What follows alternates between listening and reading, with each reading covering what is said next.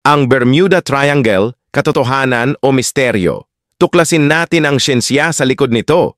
Ang kilalang region na ito sa pagitan ng Florida, Bermuda at Puerto Rico ay sikat sa kakaibang strange disappearances ng mga barko at eroplano.